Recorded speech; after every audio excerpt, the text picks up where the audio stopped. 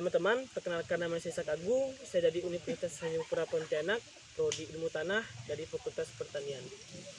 Di sini saya akan mengidentifikasi tanah dengan metode menipit. Sebelum itu, lokasi saya ini berada di Desa Pak Mayam, Kecamatan Ngabang, Kabupaten Landak. Di sini menipit ini berdiameter 50 x 50 dan kedalamannya 1 meter. Baik, vegetasi di sini ada perkebunan sawit dan juga ada pepohonan lalang. Silakan dilihat.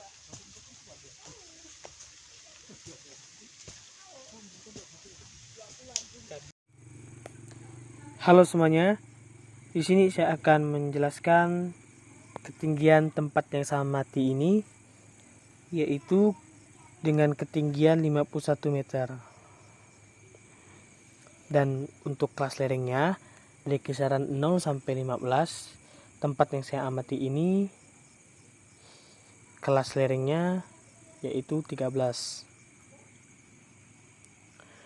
Untuk kedalaman volume tanah di tempat saya yang saya amati ini mempunyai kedalaman 1 meter, yang dimana lapisan tanah dari permukaan sampai lapisan bawah. Untuk batas horizonnya yaitu horizon O kisaran 15 cm dan horizon E kisaran 75 cm. Jumlah lapisan kedalamannya yaitu berjumlah 2. Dan warna tanah yang pertama atau lapisan yang pertama yaitu berwarna coklat kehitaman. Yang kedua yaitu berwarna kuning kemerahan. Untuk tekstur tanahnya yaitu liat berpasir. Nah, pengertian dari tanah liat berpasir adalah campuran tanah liat atau lempung dengan tanah berpasir. Tanah ini adalah tanah yang terdiri dari pasir dan tanah liat, dan pada umumnya tanah tersebut memiliki susunan tanah yang terdiri dari 7% tanah lempung, 50% tanah pasir, dan 43% tanah lanau. Tanah lanau adalah tanah yang ukurannya di antara pasir dan lempung. Tanah lempung pasir cocok juga digunakan untuk berkebun karena bisa menahan air lebih banyak dan cepat menyerap ke dalam tanah. Dan struktur tanah yaitu granular. Nah, untuk pengertian dari granular merupakan sebuah struktur yang dimana tanah berbentuk membulat dan memiliki banyak sisi yang berbeda. Tanah granular tidak terlalu kering dibandingkan dengan struktur. Gumpalan membulat adalah sebuah kondisi tanah yang akan terlihat membentuk beberapa sudut membulat yang bisa dilihat dengan mudah. Nah, untuk tanah horizon O adalah jenis horizon tanah yang terdiri atas berbagai material organik seperti sisa dedaunan, bangkai hewan maupun tumbuhan.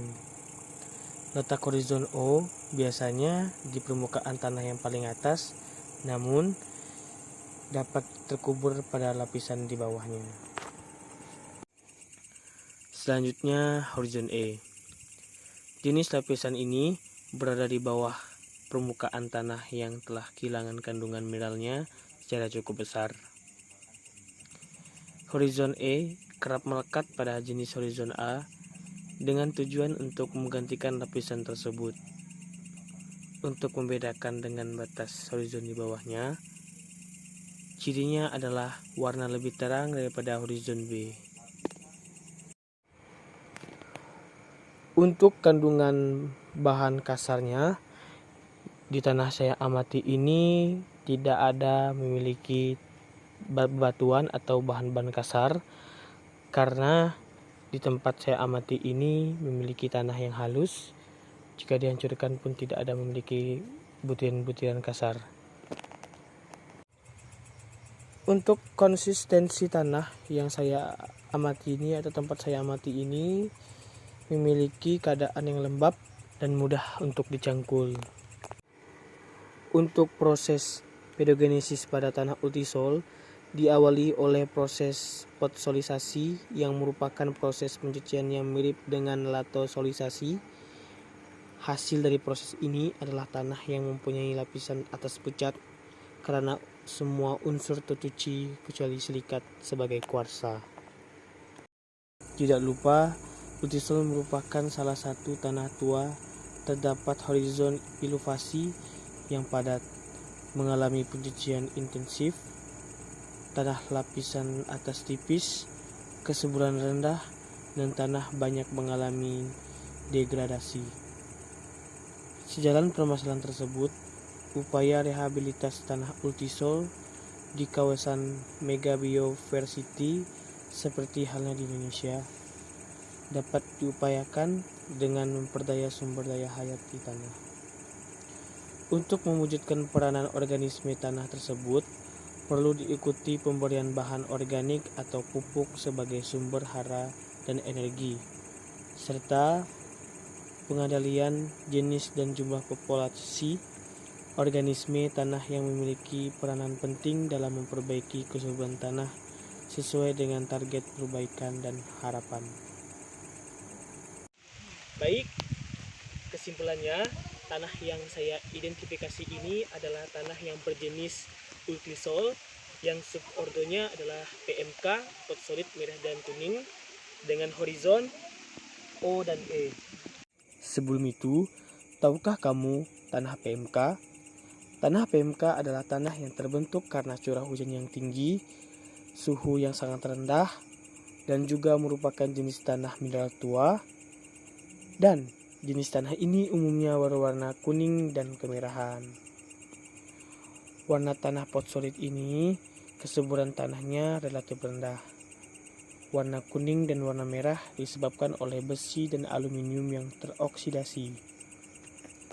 Tanah ini tersebar di daerah pegunungan di Sumatera, Kalimantan, Jawa Barat, Maluku, Papua, dan Nusa Tenggara.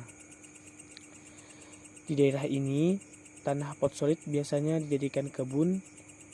Beberapa tanaman yang sering menggunakan tanah potsolit adalah kelapa, karet, jambu mete, dan kelapa sawit. Ciri-ciri tanah potsolit adalah mempunyai sifat yang mudah basah, mengalami pencucian hara dan ion lainnya yang disebabkan oleh air hujan, dapat dimanfaatkan untuk persawahan dan perkebunan juga, memiliki tekstur tanah berlempung dan juga berpasir, pH-nya rendah, dan terakhir mempunyai unsur aluminium yang tinggi dan juga besi yang tinggi. Baik, sekian dari saya, kurang lebihnya saya mohon maaf. Sekali lagi, terima kasih.